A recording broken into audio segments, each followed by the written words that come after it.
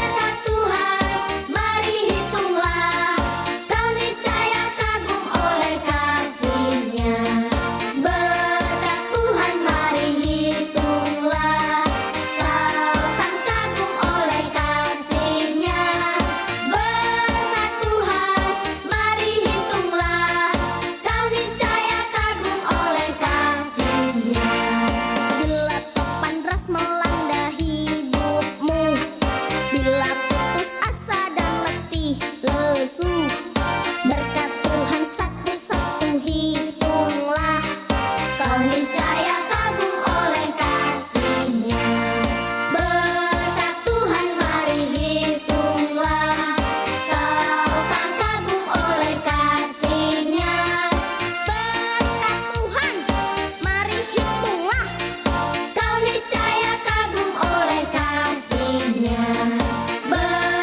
Tuhan mari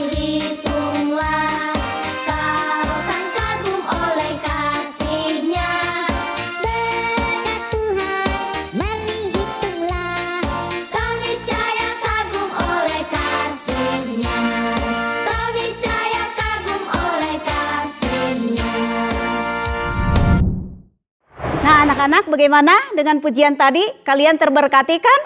Nah, apapun yang terjadi dalam kehidupan kita, kita harus tetap mengandalkan Tuhan karena Tuhan ada beserta dengan kita. Tuhan selalu mengasihi kita. Oke. Nah, sebelum kita masuk dalam firman Tuhan, ya, kita akan angkat lagi satu pujian. Oleh karena kemurahan Tuhan, ya, semua dengan sikap memuji dan menyembah Tuhan. Oke anak-anak, kalian pasti siap ya memuji Tuhan. Berilah yang terbaik.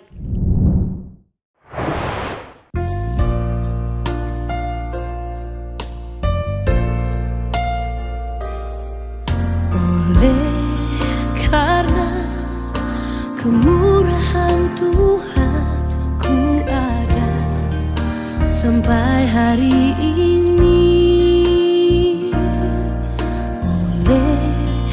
Karena kebaikan Tuhan, janji-Mu terjadi bagiku.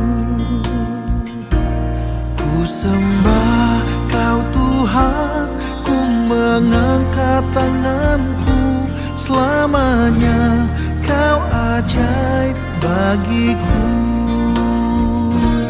Ku sembah Kau Tuhan, mengangkat wajahku. Selamanya Kau hebat bagiku.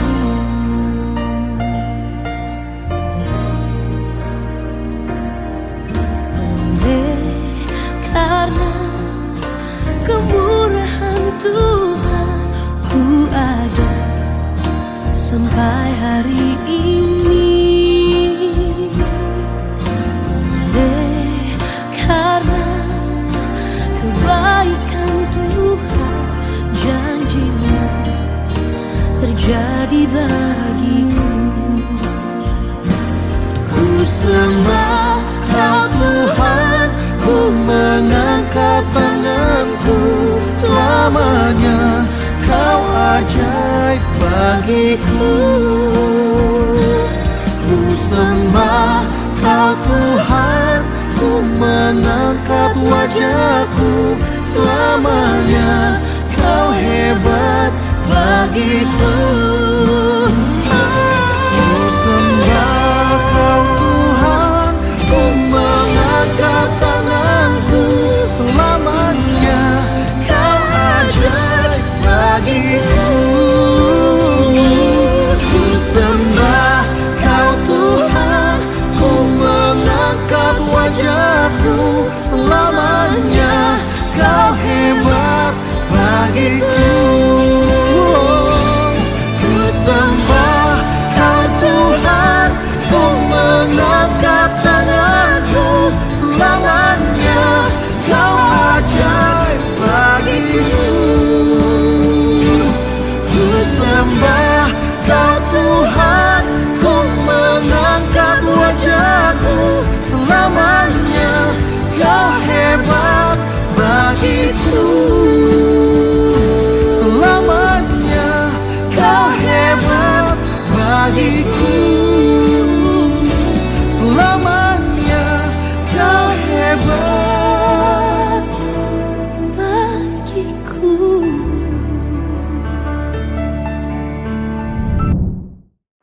Yuk, kita berdoa, kita mau mendengarkan firman Tuhan. Tuhan Yesus, saatnya kami mau mendengarkan firman-Mu. Saat ini kami mau membuka hati kami, pikiran kami, untuk kami boleh memahami apa yang Tuhan mau sampaikan bagi kami pada sore hari ini. Dalam nama Tuhan Yesus kami berdoa. Amin. Anak-anak, firman Tuhan untuk kita minggu ini, sore hari ini kita akan meneruskan firman Tuhan dari 2 Samuel 14 sampai 15 ya. Nah, 2 minggu yang lalu kita waktu Kak Arnold yang bawa firman Tuhan, di mana di sana diceritakan tentang Amnon dan Tamar, dan Absalom. Ya, kebetulan waktu di akhirnya Absalom itu membunuh Amnon, ya, sehubungan dengan dia sudah merusak kehormatan adiknya Absalom yang bernama Tamar. Nah, setelah dia membunuh Amnon itu, dia melarikan diri. Melarikan diri kemana anak-anak? Ada yang masih ingat? Nah, Absalom ini melarikan diri ke Gesur, ya, ke kota Gesur. Nah, ternyata kota Gesur itu rajanya itu adalah Talmai. Talmai itu adalah kakeknya, ya, kakek dari mamahnya Absalom, ibunya Absalom yaitu Maaka, ya. Talmai itu orang tuanya. Nah, untuk minggu ini kita temanya tentang Absalom. Nah, siapa yang tahu anak-anak, Absalom itu adalah anak dari Daud, anak Daud dari Maaka, ya. Bahwa yang berapa minggu lalu itu kita tahu bahwa Amnon itu adalah kakak sulung daripada Absalom. Nah, Absalom itu membunuh Amnon karena apa? Karena Amnon itu sudah merusak kehormatan daripada adiknya yaitu Tamar. Ya, setelah itu Absalom melarikan diri ke Gesur dan di sana ia tinggallah selama 2 tahun, ya. Selama 2 tahun Absalom tinggal di Gesur. Ia tinggal di daerah kekuasaan Raja Talmai itu, yaitu kakeknya sendiri.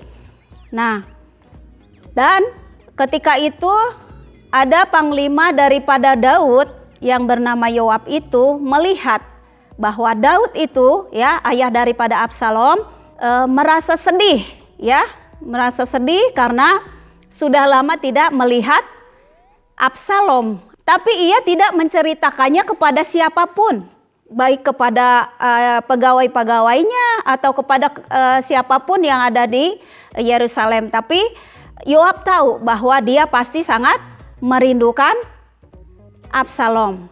Nah, dengan caranya Yoab, ia memanggil seorang perempuan, ya, kita bisa, adik-adik bisa baca, ya, di 2 Samuel 14 ini, ketika Yoab anak Yeruya mengetahui bahwa hati raja merindukan Absalom, maka ia menyuruh orang ke Tekoa menjemput dari sana seorang perempuan yang bijaksana.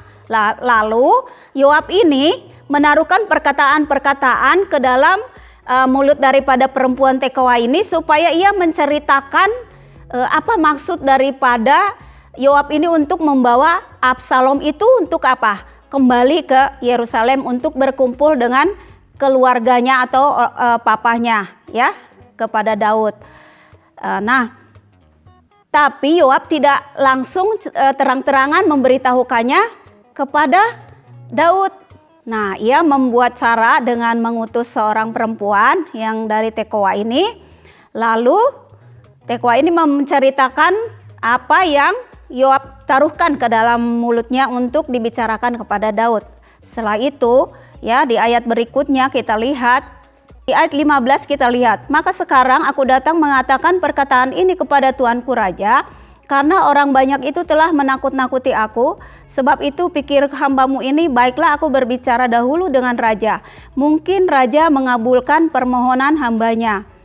Sebab raja akan mendengarkan aku dan melepaskan hambanya ini dari tangan orang yang hendak memunahkan aku dan anakku bersama-sama dari milik pusaka Allah.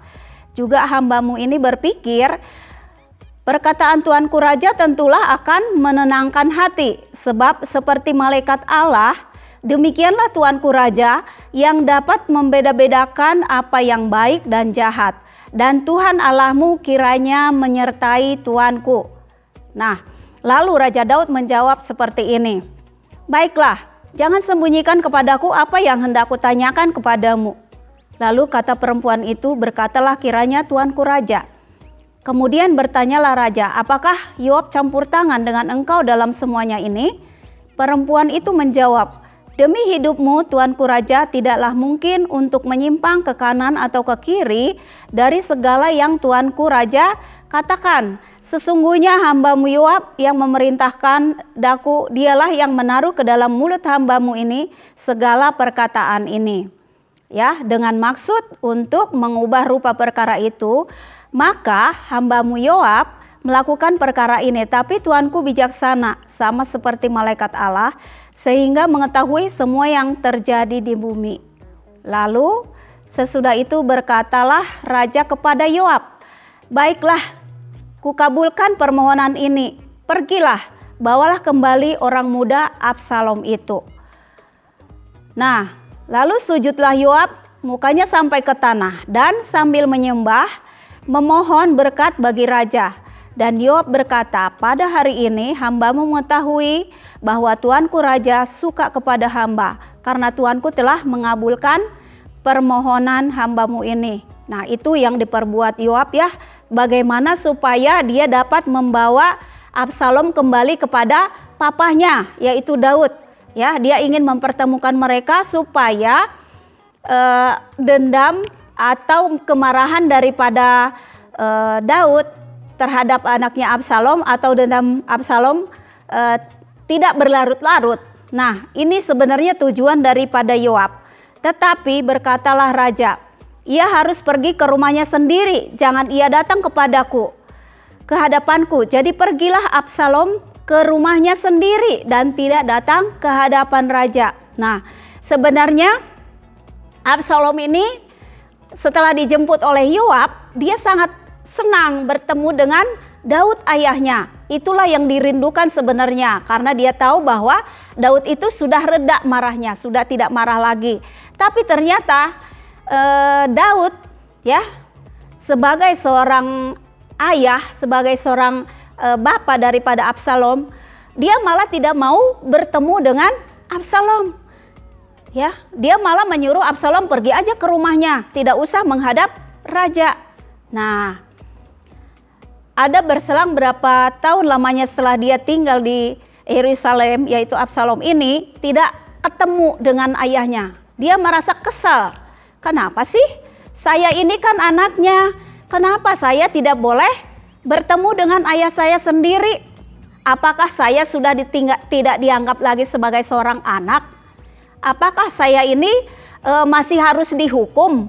Kalau memang masih harus dihukum, sudah hukum saja saya, gitu ya Absalom dalam hatinya. Lalu dia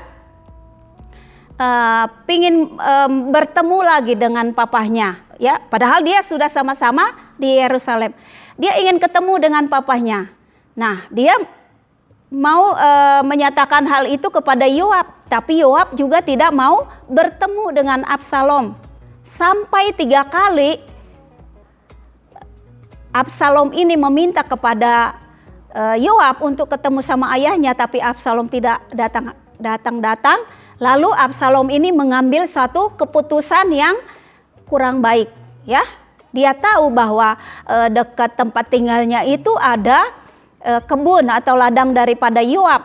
Nah, dia menyuruh pegawai-pegawainya untuk membakar ladangnya itu.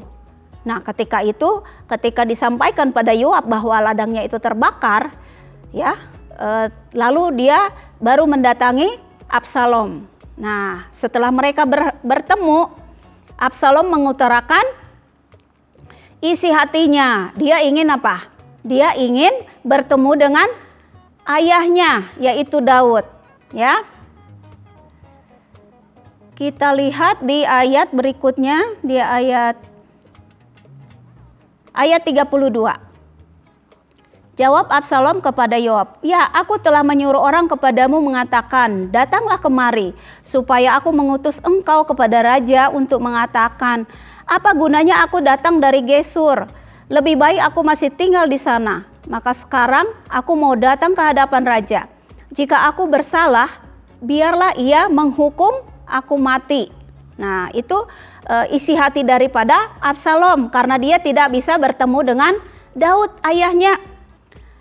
Seandainya Daud memberi peluang kepada Absalom, karena dia sudah melakukan pelanggaran ya, membunuh anak sulungnya Daud itu, membunuh kakaknya sendiri. Ya, kalau ada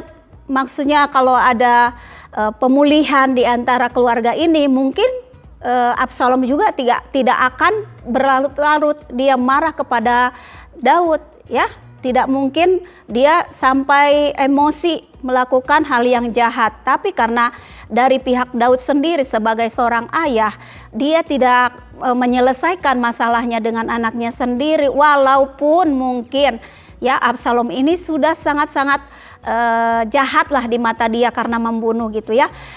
Tapi sebenarnya kalau di hadapan Tuhan itu kurang baik. Anak-anak, mungkin dalam kehidupan kita sehari-hari kalian ada menemukan hal yang seperti itu. Misalkan kita berbuat salah, anak-anak ada yang berbuat salah, terus ada orang tua atau misalkan papa mama yang tidak mau bicara ya dengan anaknya, tidak mau menyelesaikan masalah dengan anaknya, sehingga masalah itu terus aja berlalu begitu saja tanpa ada penyelesaian. Nah, hal seperti ini sebenarnya tidak baik di hadapan Tuhan ya. Kalau kita sebagai anak-anak yang mengerti firman Tuhan, kita sebagai orang yang melakukan kesalahan, seharusnya kita juga yang meminta ampun atau datang sendiri kepada, apalagi itu sebagai ayahnya, sebagai raja, mungkin dia sebaiknya harus menghadap dengan merendah hati ya. Tapi karena berhubung ini di kerajaan, mungkin bagi peraturan mereka tidak sembarangan untuk bertemu dengan ayahnya sendiri. Nah, dia memakai perantaraan tadi dengan Yoab itu ya. Nah, di ayat berikutnya dikatakan di sini pasal 14, kemudian masuklah Yoab menghadap raja dan memberitahukan hal itu kepadanya. Raja memanggil Absalom dan ia masuk menghadap raja, lalu sujud ke hadapan raja dengan mukanya ke tanah, lalu raja mencium Absalom. Nah, hanya sebatas apa? Bertemu dan mencium ya. Kalau kita telusuri di sini tidak ada apa?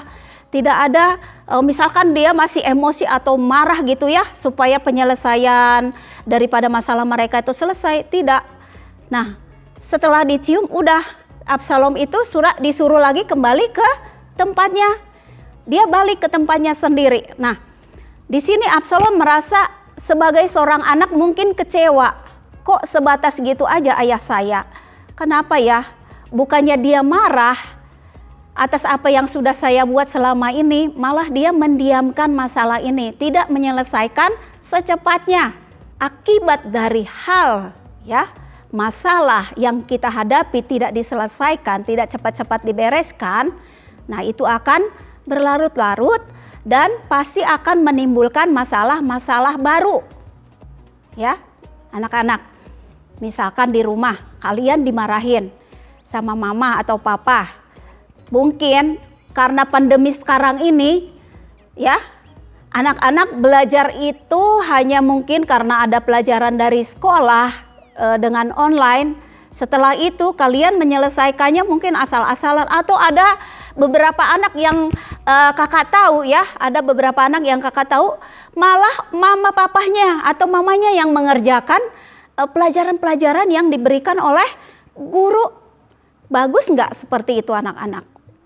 Ya, itu bukan sifat daripada anak-anak Tuhan yang hebat, bukan. Ya, mungkin kita boleh dibimbing, kalian boleh dibimbing oleh mama papa di rumah, ya, boleh dibimbing. Mungkin ada pelajaran-pelajaran yang kalian tidak mengerti, tapi jangan sampai yang mengerjakan itu semua adalah mama atau papa kita, ya. Berusaha mengerjakan atau menyelesaikan apapun masalah dari pelajaran-pelajaran yang kalian hadapi saat ini. Mungkin agak sulit, kalian boleh bertanya, mungkin ada kakaknya atau siapapun yang lebih pintar dari kalian di rumah atau di tetangga dimanapun. Ada usaha kita untuk menyelesaikan pelajaran yang mungkin kita tidak bisa kerjakan sendiri. Boleh meminta pertolongan daripada papa mama ya. Nah, tapi paling tidak ada usaha kita untuk menyelesaikan sendiri. Nah, jangan seperti Absalom ini ya.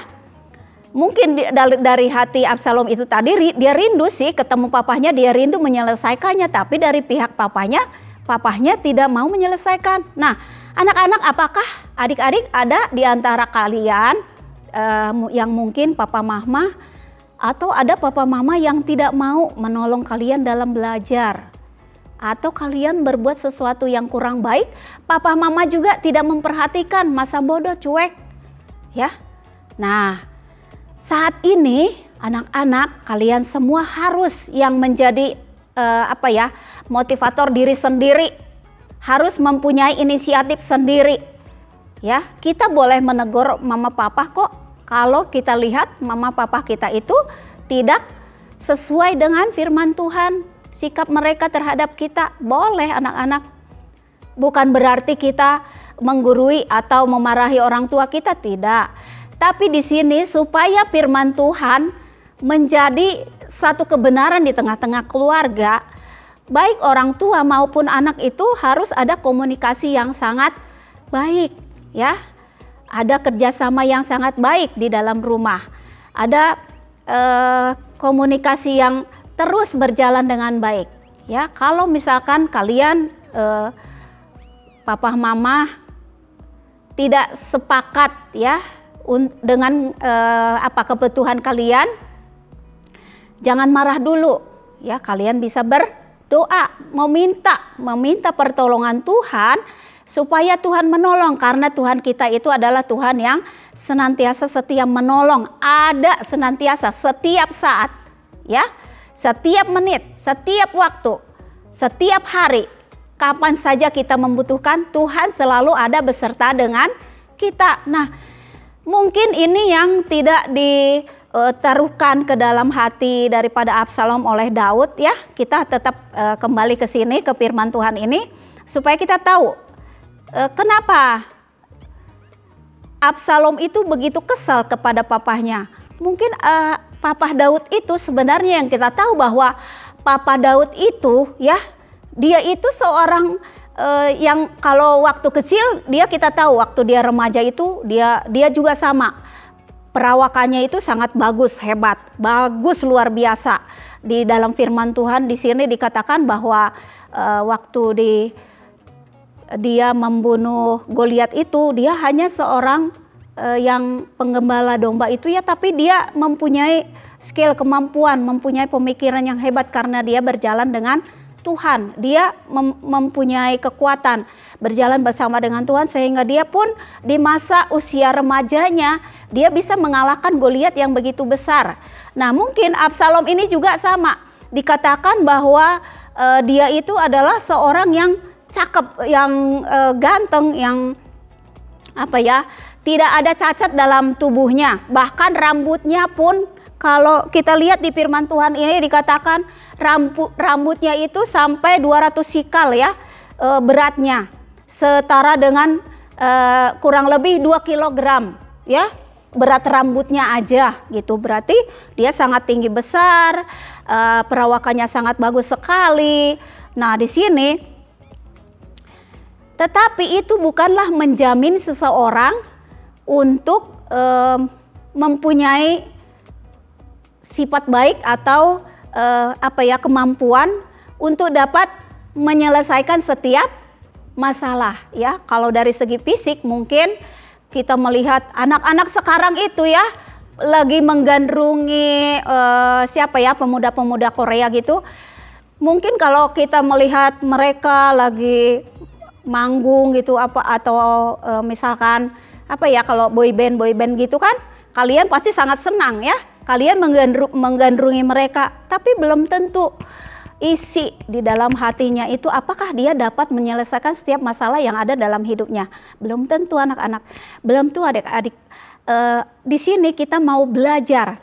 Kalau kita, walaupun kita mungkin masih kecil, ya, misalkan anak-anak sekarang kan ada yang TK, ada yang kelas kecil, ada yang kelas tengah, ada yang kelas besar. Di sini beragam, sekalipun kita sekali beribadah, ya, tapi tidak membatasi Tuhan berkarya dalam hidup kalian. kalian boleh menjadi motivator di dalam keluarga, kalian boleh menjadi berkat di dalam keluarga, kalian boleh menjadi pembawa sukacita di dalam keluarga.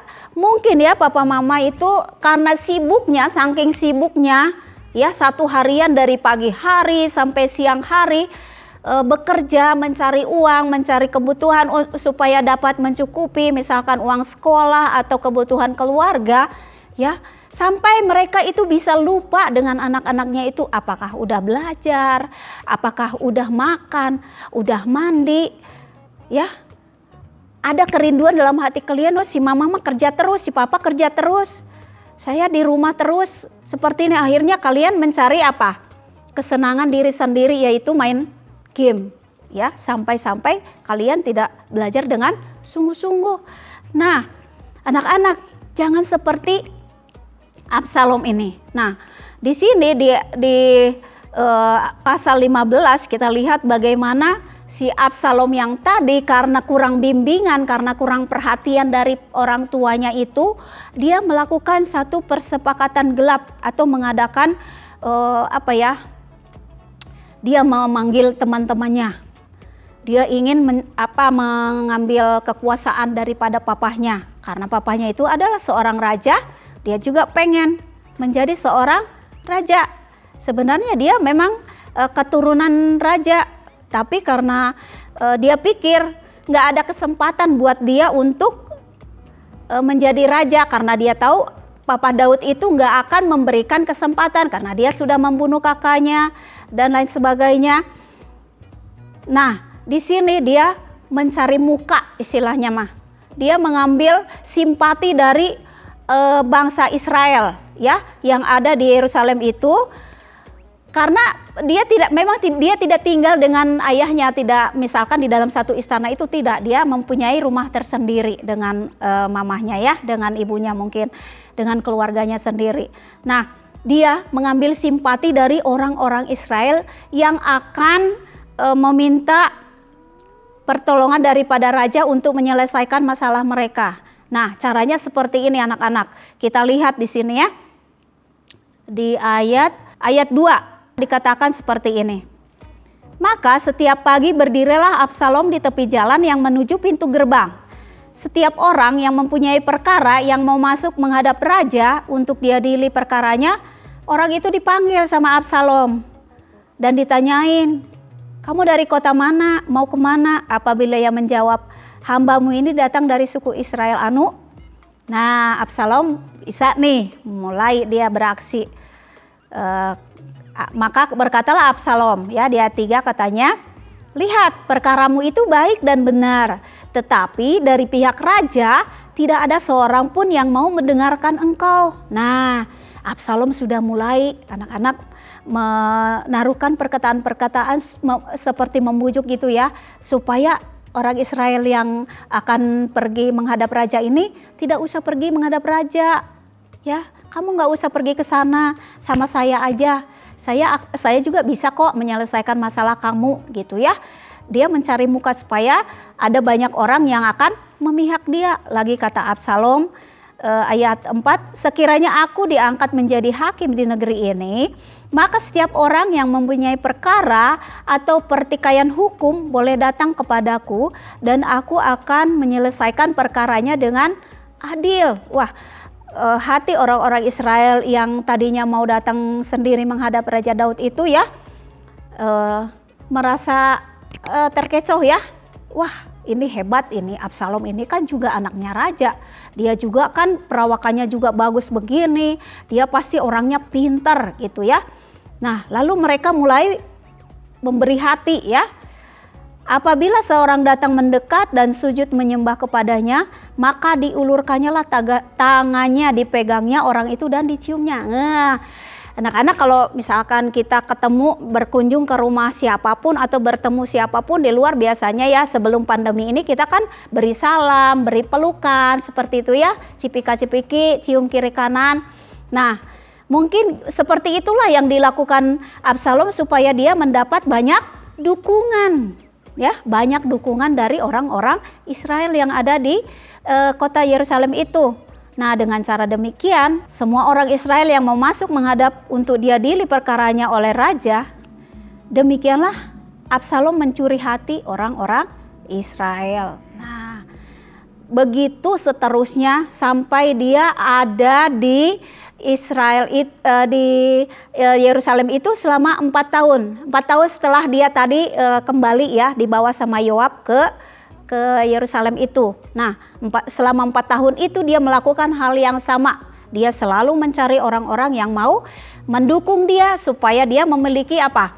Memiliki kekuatan dengan banyaknya orang-orang Israel yang akan mendukung dia, karena dia juga memiliki hati kerinduan untuk menjadi seorang raja di Yerusalem itu, menjadi raja orang Israel, ya.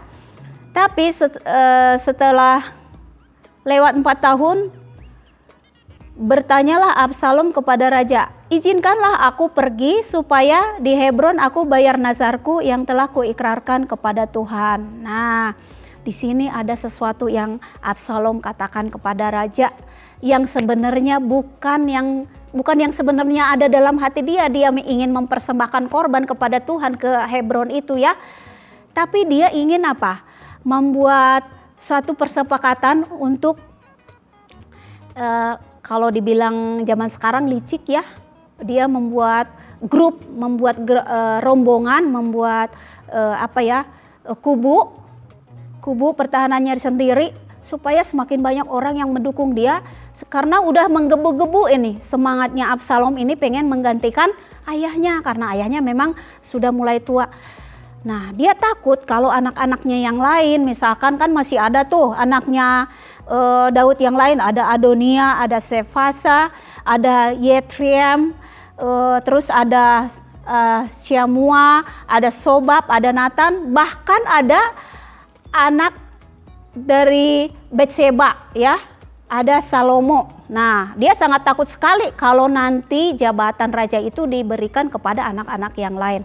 Nah, di sini dia pura-pura datang kepada ayahnya, artinya berarti dia anak-anak berbohong kepada papahnya, izinkanlah aku pergi supaya di Hebron aku bayar nazarku yang telah kuikrarkan kepada Tuhan. Nah, di ayat 8, sebab hambamu ini ketika masih tinggal di Gesur, di Aram, telah bernazar demikian, jika Tuhan sungguh-sungguh memulangkan aku ke Yerusalem, maka aku akan beribadah kepada Tuhan. Nah, hati papahnya itu sangat senang. Ternyata dia pikir ya, Raja Daud ini berpikir seperti ini, anakku ini ternyata mengasihi Tuhan. Dia ingin mempersembahkan korban kepada Tuhan. Lalu Raja Daud ini memberi kesempatan, ya udah silakan kamu pergi.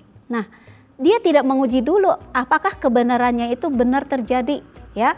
Nah, lalu dia hanya memberikan restu aja, tidak bertanya misalkan apakah dia pergi dengan siapa dan apa yang harus dia lakukan di sana pun Raja Daud atau ayahnya sendiri tidak bertanya. Di ayat 9 dikatakan, lalu berkatalah raja kepadanya, pergilah dengan selamat. Nah, hanya seperti itu, pergilah dengan selamat. Maka mungkin dalam hati kecil Absalom ini ya, wah, papa hanya ngomong seperti itu. Ini kesempatan bagi aku untuk pergi dan menambah orang-orang yang mau bergabung, karena bangsa Israel itu sangat banyak sekali ya anak-anak ya. Di banyak daerah-daerah itu, bukan cuma yang di Yerusalem, tapi di tempat-tempat lain seperti di Hebron juga itu masih Israel juga ya. Kita tahu bahwa orang Israel itu sangat banyak sekali. Nah, inilah jalan buat Absalom untuk apa? Membuat satu keputusan mencari orang-orang lebih banyak lagi untuk menjadi pengikut-pengikut dia, ya. Dalam pada itu Absalom telah mengirim utusan-utusan rahasia kepada segenap suku Israel dengan pesan, segera sesudah kamu mendengar bunyi sangkakala, berserulah Absalom sudah menjadi raja di Hebron. Nah, dia sudah sebelum dia pergi kepada raja, sebelum dia bertemu tadi kepada ayahnya, meminta izin untuk dia pergi ke Hebron itu untuk memberikan persembahan kepada Tuhan, sebenarnya dia sudah memberikan perintah kepada pengikut-pengikutnya itu untuk nanti mereka harus membunyikan sangkakala. Tandanya dia apa? Diangkat oleh bangsa Israel itu menjadi raja menggantikan ayahnya. Nah, tanpa diketahui sedikit pun oleh Raja Daud, ya, bahkan panglima-panglimanya pun tidak ada yang tahu. Nah, kita lihat di ayat berikutnya, di ayat 11, beserta Absalom turut pergi 200 orang dari Yerusalem, orang-orang undangan yang turut pergi tanpa curiga dan tanpa mengetahui apapun tentang perkara itu. Ya, di sini mereka pergi. Di ayat 12 katakan, ketika Absalom hendak mempersembahkan korban, disuruhnyalah datang Ahitofel, orang Gilo itu, penasihat Daud dari Gilo kotanya. Demikianlah persepakatan gelap itu menjadi kuat dan makin banyaklah rakyat yang memihak Absalom. Nah, di sini dia membawa juga Ahitofel. Ahitofel itu sebenarnya penasehat daripada Raja Daud, tapi dia karena pinternya ya, tapi pinternya dalam artian tanda kutip,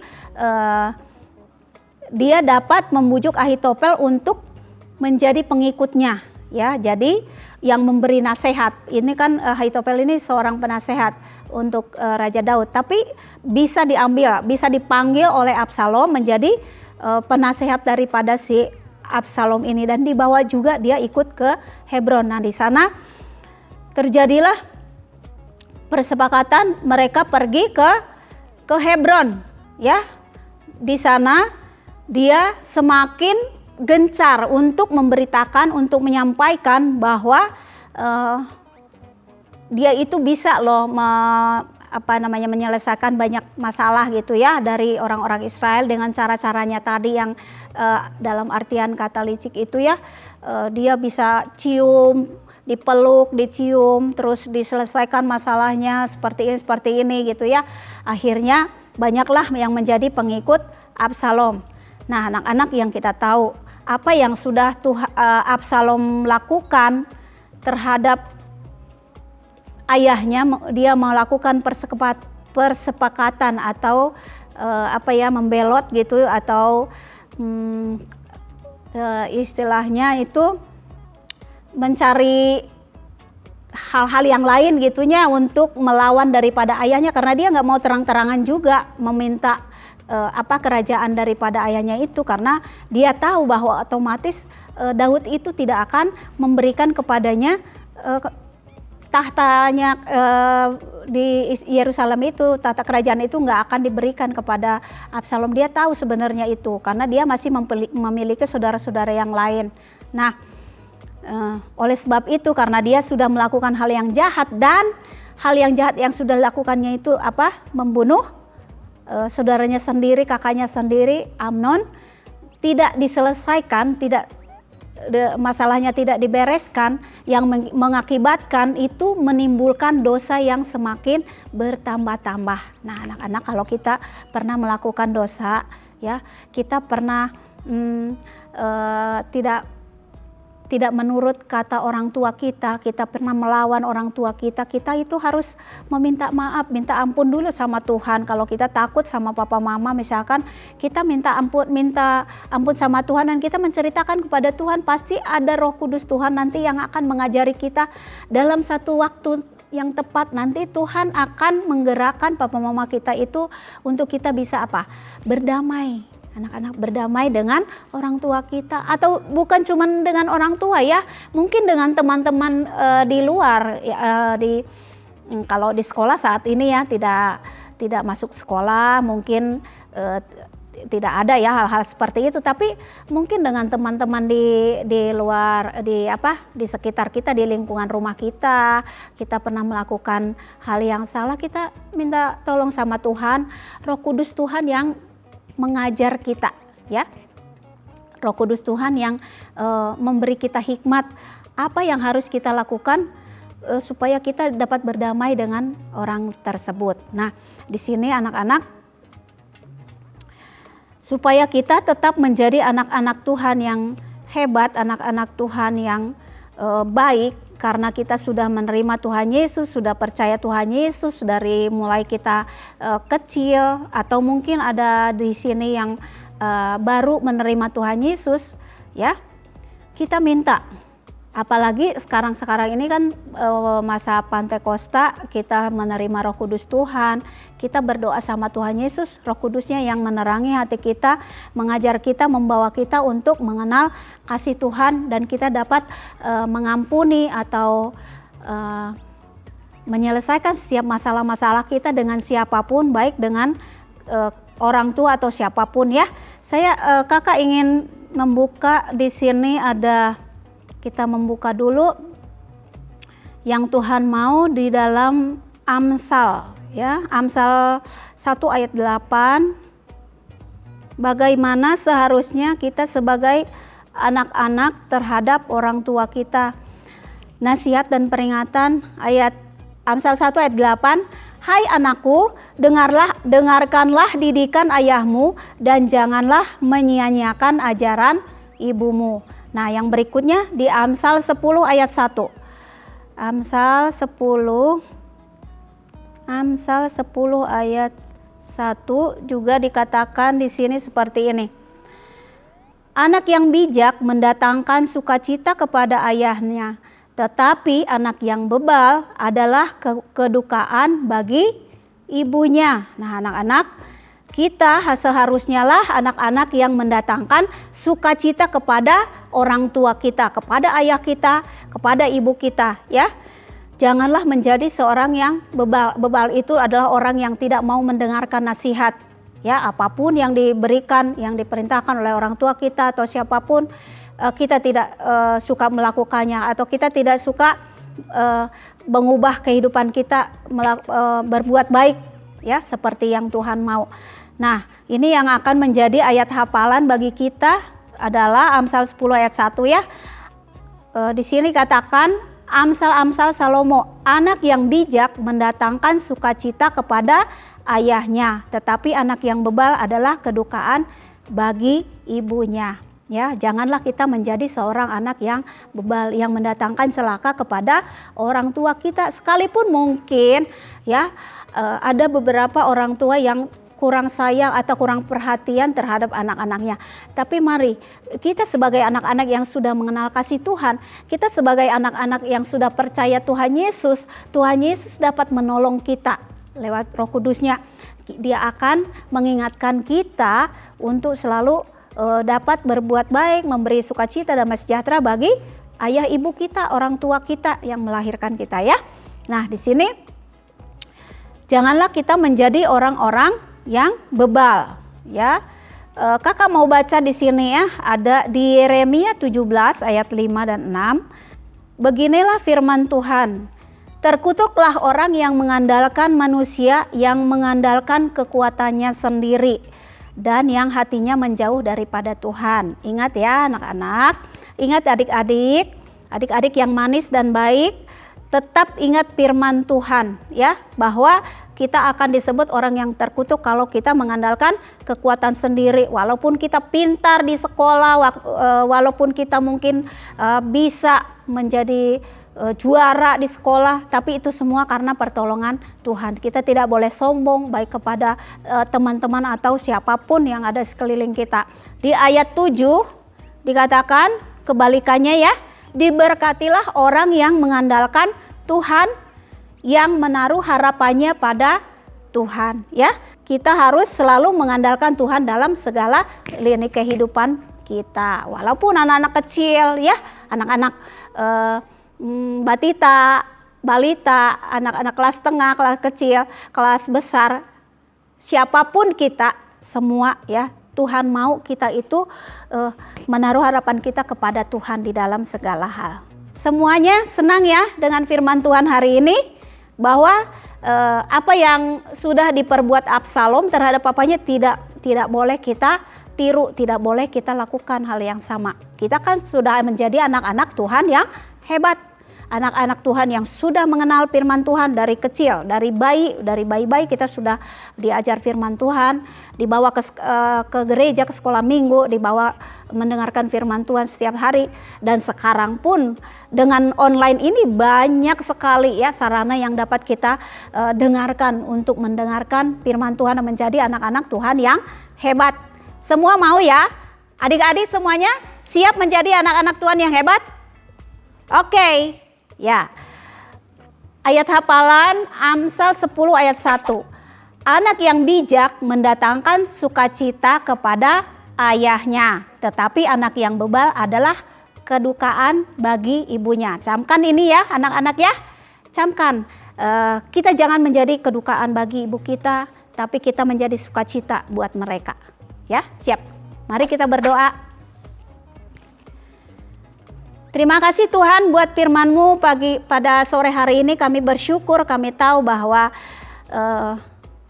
kami pernah melakukan hal yang salah. Kami pernah mungkin tidak mendengarkan nasihat orang tua kami. Kami pernah mungkin kecewa dengan orang tua kami. Kami pernah mungkin merasa bahwa orang tua kami, mama papa kami tidak seperti yang kami inginkan. Tapi kami tahu bahwa kalau kami menyerahkan semua ke dalam tangan Tuhan, Tuhan pasti menolong kami. Tuhan pasti mengajari kami apa yang harus kami kerjakan, apa yang harus kami buat supaya papa mama kami tetap menjadi orang tua yang baik, orang tua yang sayang kepada anak-anaknya. Terima kasih untuk papa mama daripada anak-anak kami. Berkati mereka dalam usaha pekerjaan mereka. Berkati iman percaya mereka Tuhan. Kami rindu semua anak-anak GMK adalah anak-anak yang diberkati.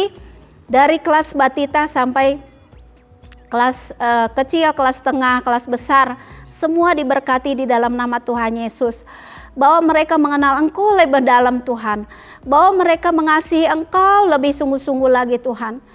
Kami tahu beberapa anak daripada anak-anak kami mungkin merindukan kasih sayang, atau anak-anak kami juga merindukan bertemu dengan kakak-kakak pembina sekolah minggu di sini Tuhan.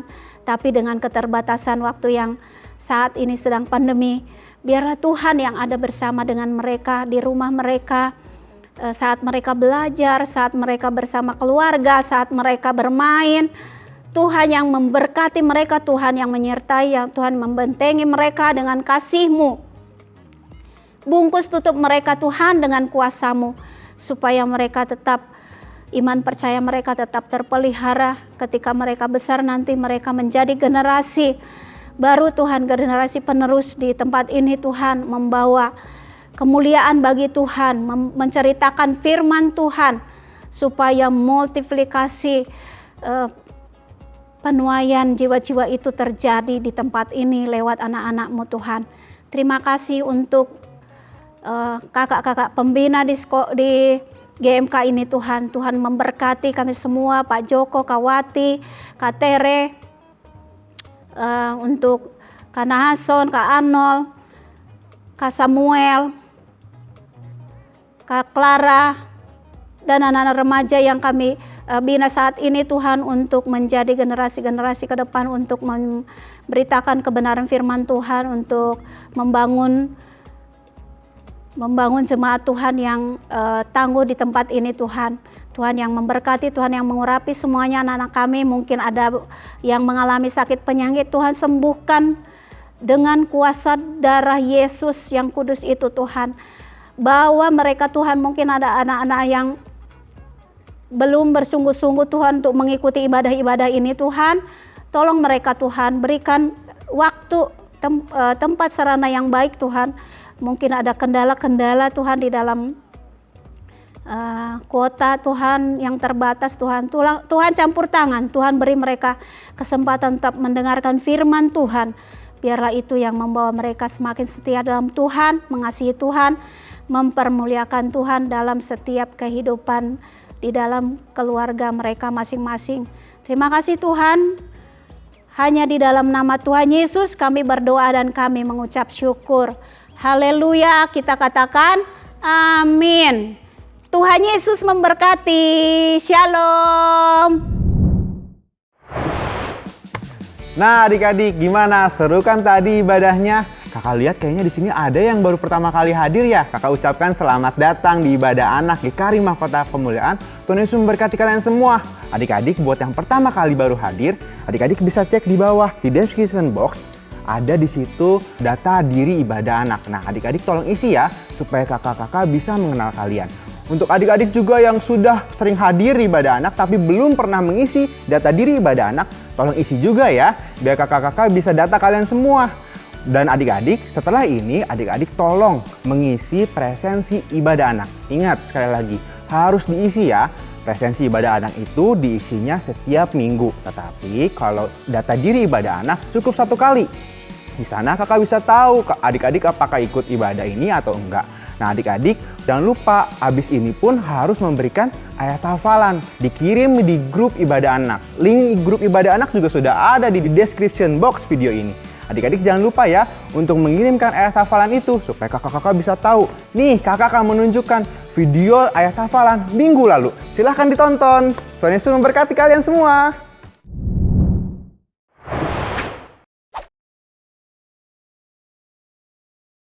Roma 8 ayat 14 semua orang yang dipimpin Allah adalah anak Allah.